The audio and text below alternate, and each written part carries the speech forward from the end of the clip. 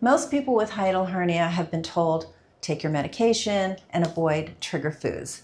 But what most people don't talk about is that hiatal hernia can get worse over time. And then it stops looking like reflux and starts looking like something a lot scarier. And what doctors don't explain is that when I say getting worse, I don't mean that it's getting larger. Because sometimes you go back and you're getting scanned again and they're saying, oh, it looks the same, but you're talking about your symptoms getting worse and you're told, well, it looks the same, meaning that your symptoms should not be getting worse. But what you're experiencing is real. It's a functional worsening, it's instability, and it's more downstream damage. Today I'm going to give you 5 specific signs so you know if your hiatal hernia is worsening. If you have 3 or more of these, that's something that needs to be addressed at its root. So let's start. Number 1 is your reflux is creeping higher. It's moving up. When it first starts, it's called heartburn because here's your stomach, there's acid coming up and your heart is right here. It's actually quite close to the stomach. And that's what you're feeling. You're feeling it in your chest. You're feeling the burn. It's pretty close down to where the stomach is. But as it's getting worse, now it's creeping up higher and higher. This LES is the lower esophagus sphincter. Sphincter is just a valve. And these valves are supposed to be closed so that acid can't come back up. But over time, with a lot of reflux, they weaken. You also have an upper one, upper esophageal sphincter. So what happens as the problem is worsening, now it's getting higher up into your throat, but it doesn't manifest like the same degree of burning. Actually, when it's going higher up, it's called silent reflux because it's not so dramatic from the burn standpoint. However, the symptoms are still very much there. They're a different set of symptoms. So throat clearing, you're coughing, you're clearing your throat a lot. You feel like something's stuck in your throat. You have a lump in your throat. You can get hoarse. You can actually have a postnasal drip. Some people feel it into their ears. And often they go to an ear, nose, throat doctor, and sometimes they're given antibiotics thinking it's a sinus infection or it's a viral infection. And you can run amok following something that has nothing to do with your sinuses, but everything to do with your hiatal hernia getting worse. So that's number 1, reflux is creeping higher. If you're watching this because you've been suffering with symptoms like this, but you're really not getting any help, my clinic, my team works with patients like you every day across the country via telemedicine. So if you need some help, there's a link in the description. Okay, let's keep going. Number 2, swallowing becomes difficult. So what I'm showing here is your esophagus is about 1 inch in diameter, but because, here's your stomach, acid has been coming up, like I showed here, because the acid has been coming up, it's really irritating that esophagus. It gets inflamed. I was trying to show the red here. So it's getting inflamed, and over time it actually starts to get what's called a stricture, a narrowing. So you can see this narrowing here versus close to 1 inch up here. So it's narrowed, it's inflamed, food gets stuck. It can be very painful, an esophageal spasm. If you've ever experienced it, it's very painful. Plus, you feel like you're choking, which is scary. Sometimes people have to regurgitate their food, or the food gets stuck and it really hurts until it passes and you're downing the water to get it to move. So that's how you know that your hiatal hernia is getting worse as well, because swallowing becomes more difficult and sometimes you have these scary episodes. And there's a lot more that can be done other than just widening the stricture. Okay, let's go on. Number 3, symptoms are position dependent.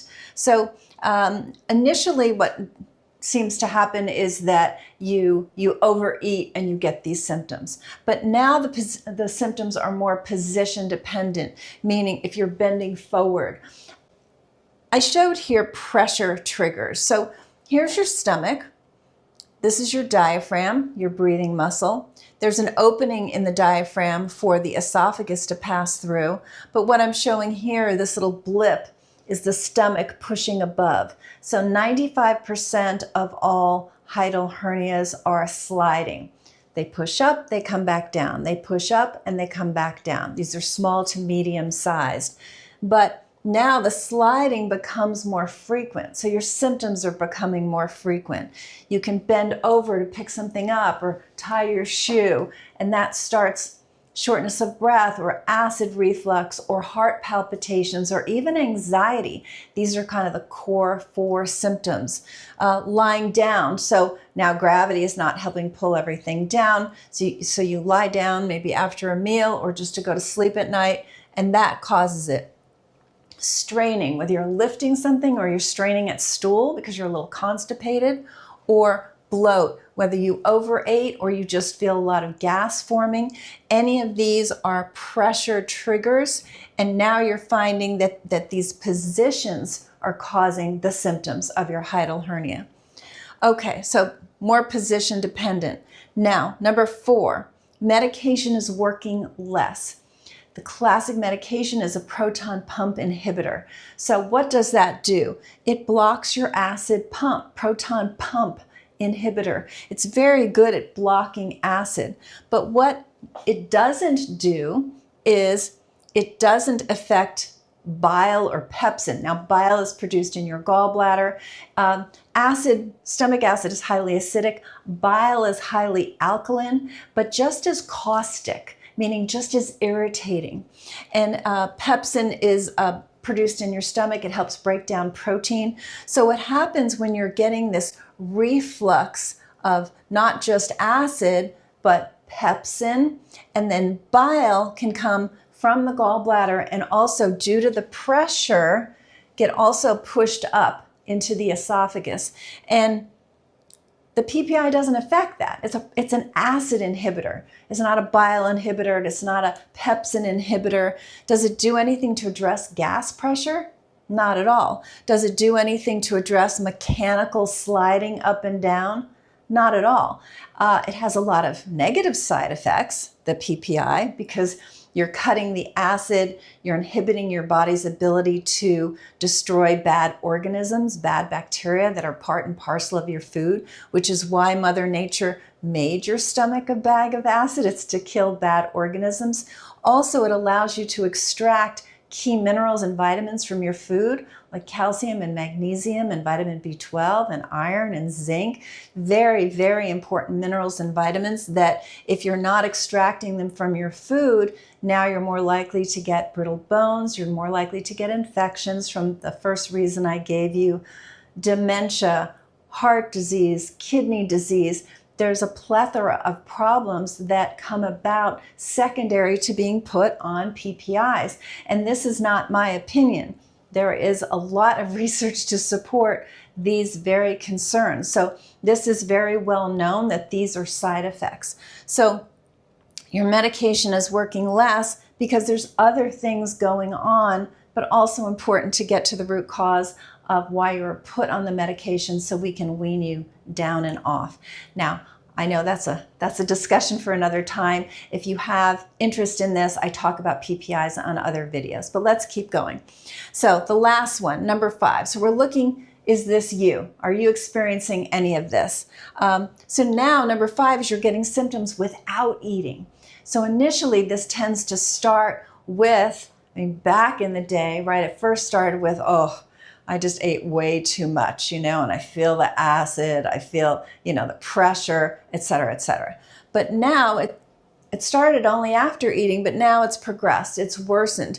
And now position alone is enough of a trigger. And so people write to me all the time on this channel saying, now I'm doing nothing and I get the heart palpitations or the shortness of breath or the anxiety or just the pressure in my stomach and I didn't even eat anything. So that is your other alert, that's your red flag that this is getting worse. And remember from the beginning, getting worse doesn't mean getting bigger. It just means that functionally things are getting worse. Mechanically they're getting worse. And the downstream of that are many different physiological changes. So if you recognize yourself in 3 or more of these,